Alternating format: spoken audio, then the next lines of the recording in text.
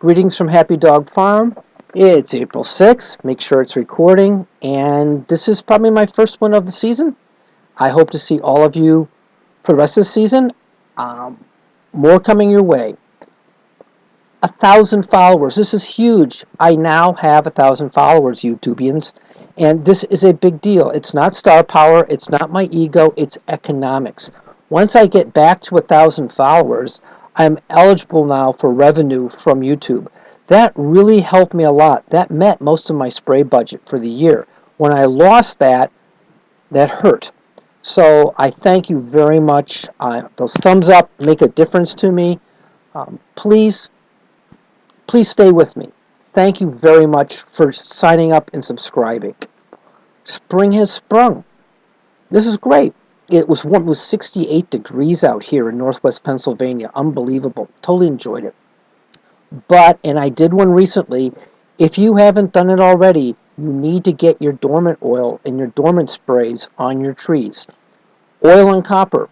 All right, let's get that oil and copper out there. That oil is going to smother eggs. It does seem to have an effect on biologicals too, for suppressing apple scab. And the copper, definitely you want to get after that apple scab. And maybe if there is a little bit of fire blight hanging out there, bingo. You can use stronger copper solutions now before you get to half-inch green. And you want to take advantage of that to suppress and reduce the amount of inoculum stuff in your orchard so that you get a head start on the season and you're not fighting an uphill battle.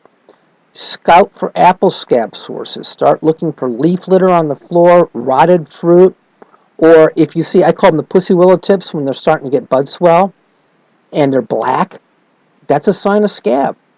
So that dormant oil and copper is super essential, and get all that other garbage out of there. If you get feed grade urea, you can put that in a ground spray, and it will help to rot down the pathogens in the host material on the orchard floor that the spores need to reproduce on. It's going to add to your nitrogen. Keep a handle on it.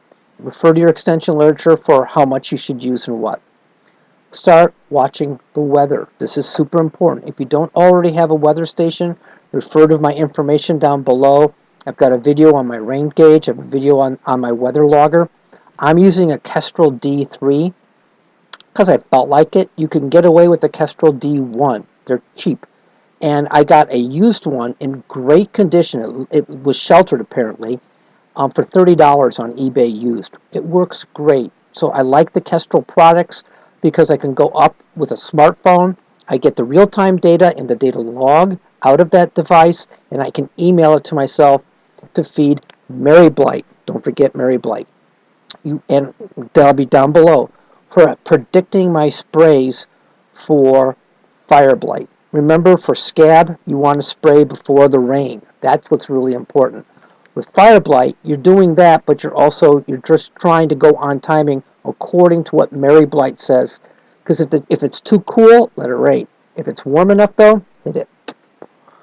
Spring has sprung. If you haven't collected your Scion and done your grafting, you're running out of time. So grab Scion, do your grafting, or park your Scion, put it away, and save it for later for maybe top working on another tree. But now's a good time as part of your pruning to be collecting Scion.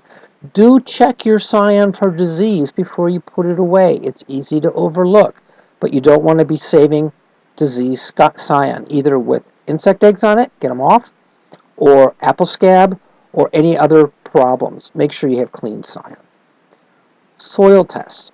If you applied fertilizer or lime last season, you're going to want to see how well that soaked in over the winter.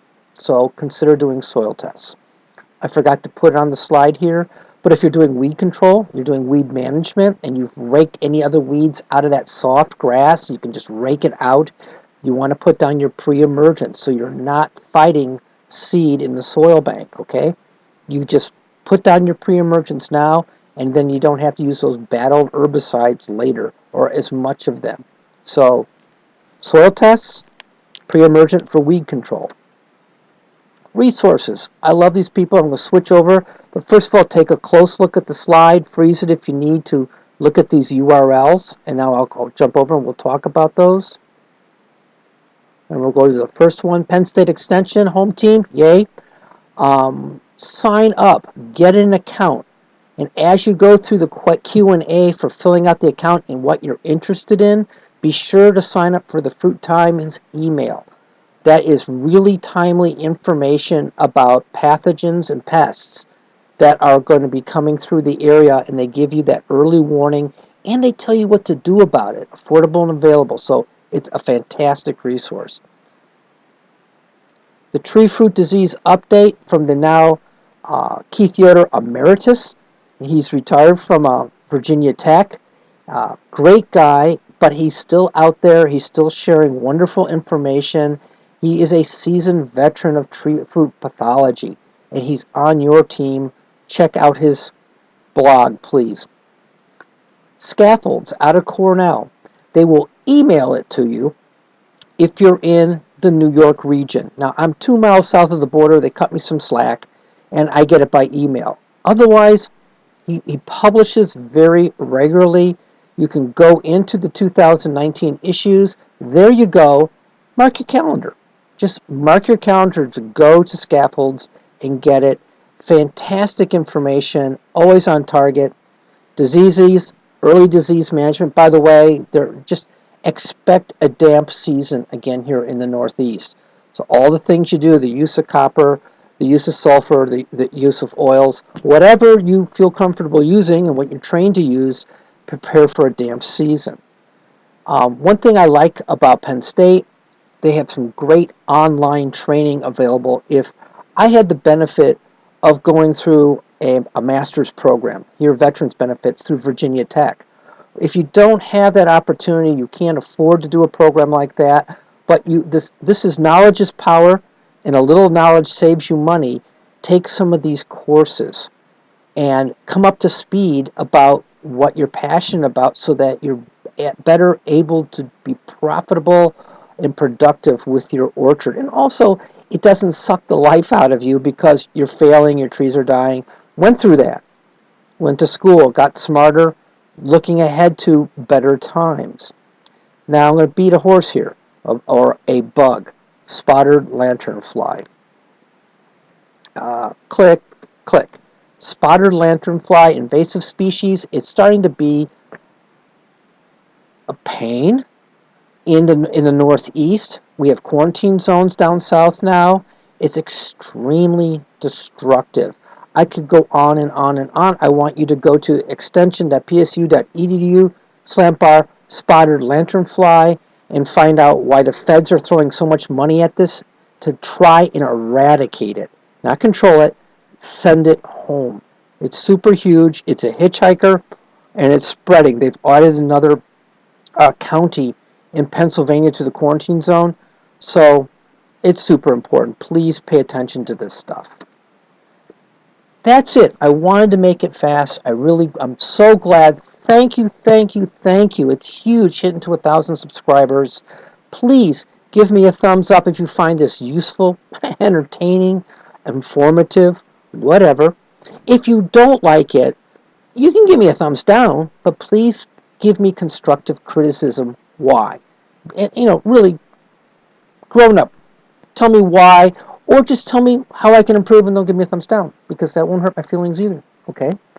Thank you all so very much. I'm wishing everybody a great spring season. Get ahead on your sprays. Get ahead on your disease management. Get ahead on your weeds, and life will be better. Take care. We'll talk to all of you later. Bye for now.